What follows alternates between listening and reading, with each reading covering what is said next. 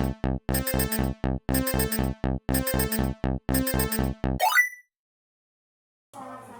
situ atau dari pintu mas? Memang ada pintu ya? Sudah tahu apa sudah malam?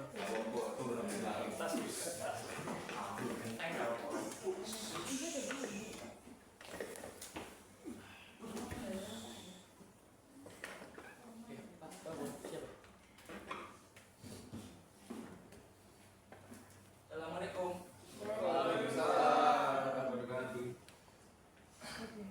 Gimana puasanya?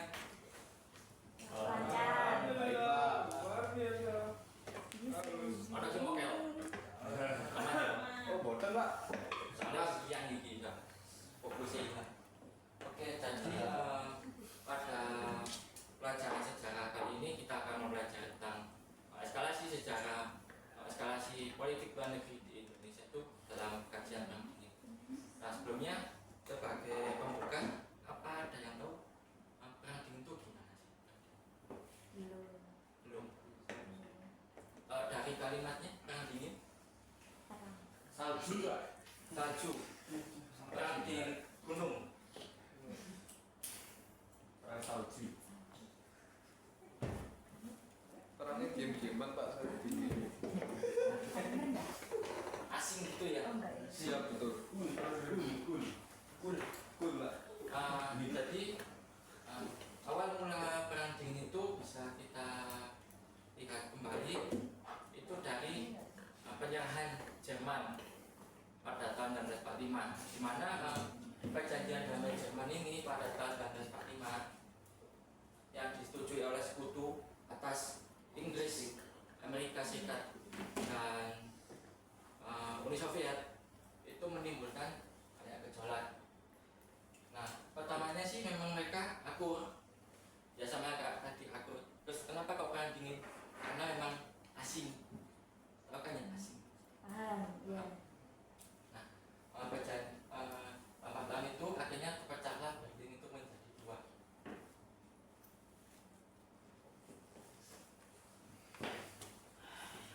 Kira-kira kenapa yang menyebabkan Berlin itu terpecah? Apa tidak tahu?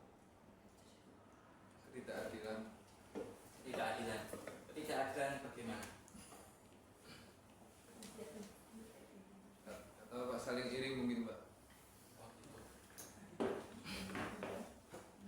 Karena ada beberapa hal yang mendasari, di mana pada dasarnya sendiri, pada prinsipnya itu yang belakang nyatet ya, yang belakang nyatet. Nah, pada dasarnya sendiri Amerika Serikat dan Uni Soviet itu berbeda ideologi. Kenapa kok berbeda ideologi, Mas Dimas? Siapa Pak? Kenapa Uni Soviet dan Amerika Serikat berbeda? Karena pengen jadi yang terbaik Pak. Itu ya. Ya.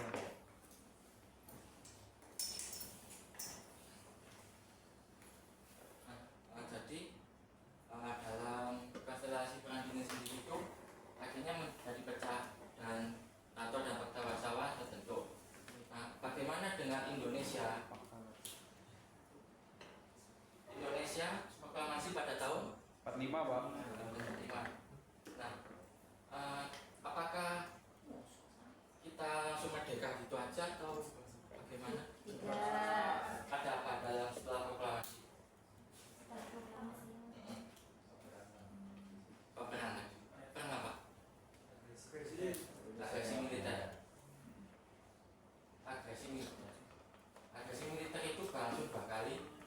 Ya, Insya Allah iya. benar ya. Bisa jadi. Jadi agresi militer Belanda itu ada pertama sama kedua. Nah pertanyaannya, Belanda kan dulu diduduki oleh Jerman Nazi. Terus kenapa kok dia bisa menyerang Indonesia? Kalian dan Mas Ahmad? Saya juga bingung Pak. Oke. Jadi mengapa kok Belanda menyerang Indonesia setelah proklamasi? Itu karena ada perjanjian di sini.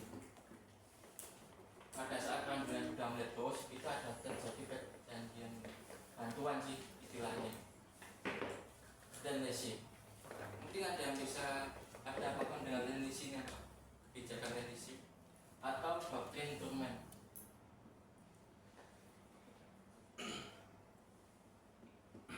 Masih belum ada yang tahu juga.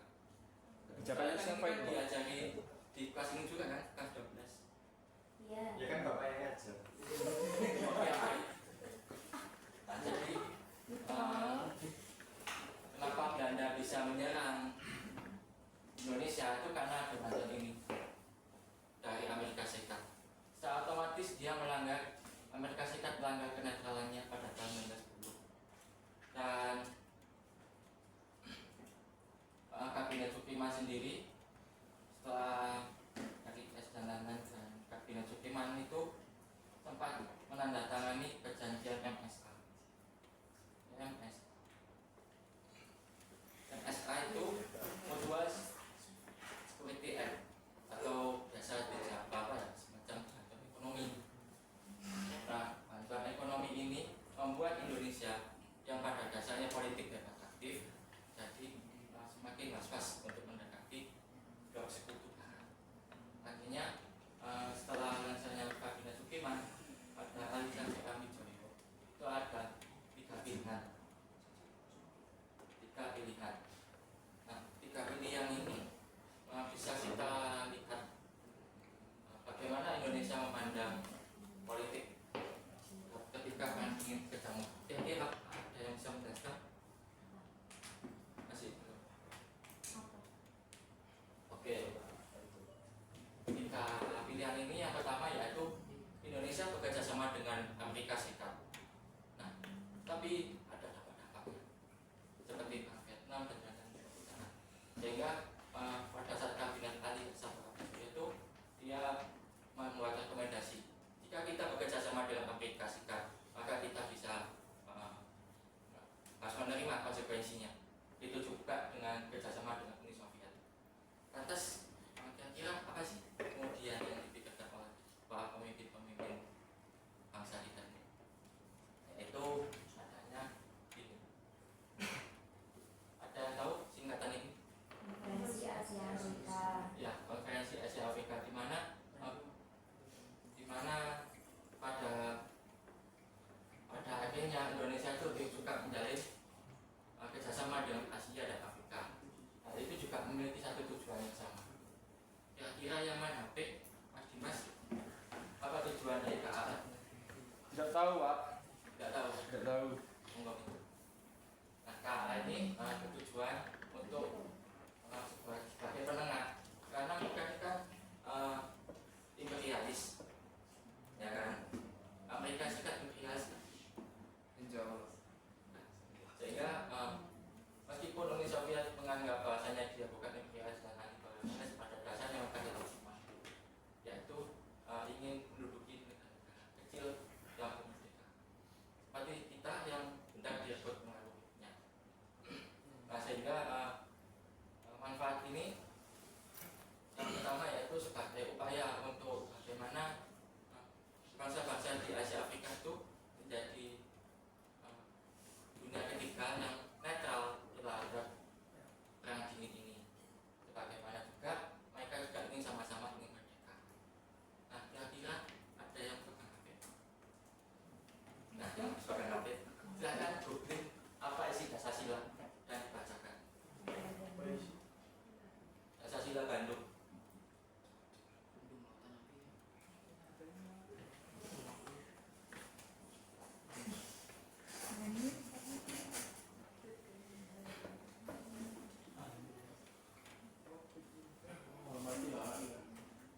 Dasar-Sila Bandung. Ya. 1. Apa? Menghormati hak asasi manusia dan tujuan-tujuan serta asas-asas yang termuat di dalam Piagam PBB. Terus lagi. 2. Menghormati kedaulatan dan integritas teritorial semua bangsa. Ya, lagi. Mengakui persamaan semua suku bangsa dan persamaan semua bangsa. 4. Tidak melakukan intervensi. 5. Menghormati hak-hak setiap bangsa untuk mempertahankan diri.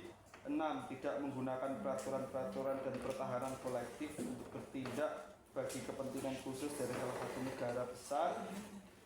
7. Tidak melakukan tindakan-tindakan ataupun ancaman agresi maupun penggunaan kekerasan terhadap integritas wilayah maupun kemerdekaan politik suatu negara. 8. Menyelesaikan segala perselisihan internasional dengan jalan damai seperti perundingan, persetujuan, dan arbitrasi. 9. Mengajukan kepentingan bersama dan kerjasama.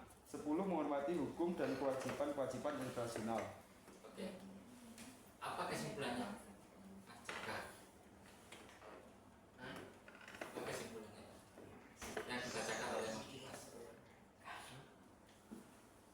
Ya, kurang lebih dari dasar sila Bandung itu kita belajar untuk menghormati sama-sama negara terjajah, sama-sama negara yang belum mempunyai super power pada dasarnya, sehingga ya hasil dari dasar sila Bandung inilah yang kemudian benar menjadikan apa. Nah, di sisi lain juga nyata gak cuma Asia Afrika tok ya, yaitu ada ini Yugoslavia.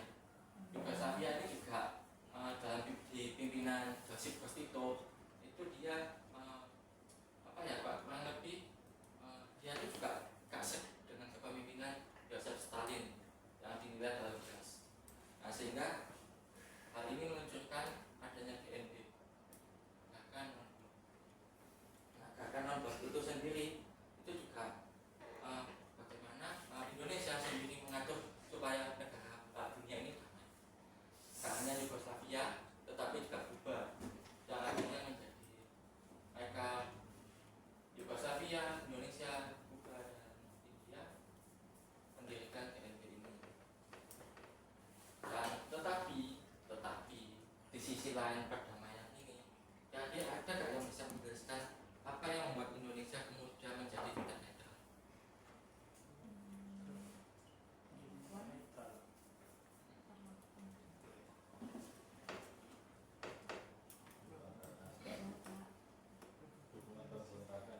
Dukungan pemberontakan. Ya, benar. Jadi semacam PTI itu kan juga didukung oleh pihak-pihak sekutu, dan kemudian dari invasi Belanda di Indonesia, agresi Belanda di Indonesia juga kurang lebih ya sama karena bantuan ini dari sini, sehingga yang menimbulkan gejolak.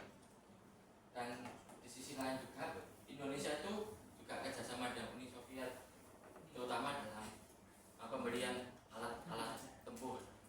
Ya, kira ada yang tahu nggak nama pesawat yang ada di dalam undangan Soekarno-Hatta itu? Kan lewat Soekarno-Hatta kan? Sering kan? Kalian lewat Soekarno-Hatta? Bundaran yang dekatnya SMA 9. Langsung pesawat Fresco. Ya, MIG 17 Fresco. Itu juga hasil dari kerjasama dengan Uni Soviet. Oke, kira-kira dari pembahasan ini adakah yang bisa menyimpulkan apa saja yang telah saya bahas yang pakai baju busana muslim? Ya, jadi kesimpulannya itu Pak, adanya dasar sila Bandung itu dan penurutan jadi keham piagam dan bisa Pak bacanya Pak ya, pokoknya dari apa yang Bapak tulis gitu. Lain kali kalau pegang HP ketika bicara, sekalipun ya kamu anggap biasa, tapi suatu saat akan berguna. Ya baik Pak. Untuk apa Pak kira-kira itu? Untuk apa Pak? Beli cabai. Ini Ya. sekarang Anda lihat bagaimana Indonesia dalam perang Ukraina. Apa Anda itu bagaimana Apa Pak nggak dengar Pak? dalam menangani Ukraina? Ketika Anda lihat tidak? Lihat Pak. Zelensky ke Amerika. Saya lihat Pak. Ya. Bagaimana Indonesia dalam diplomasinya yang Tapi kan itu ilmu komunikasi Pak. Ilmu tentang komunikasi bukan tentang sejarah. Jadi gimana Pak caranya kita mengetahui bahwa pelajaran seperti ini, terutama pelajaran yang kita kan di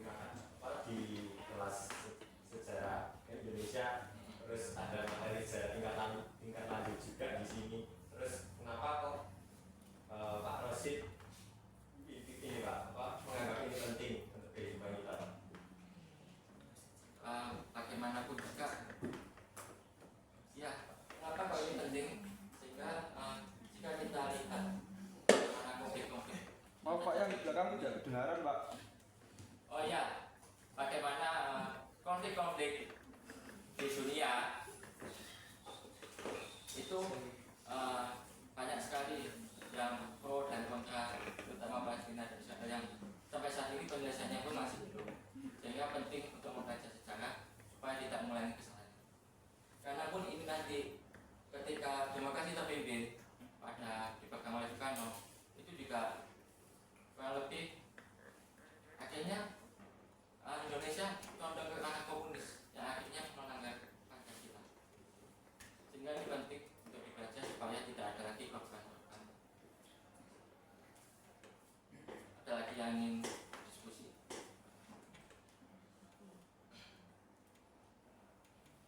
Oke, untuk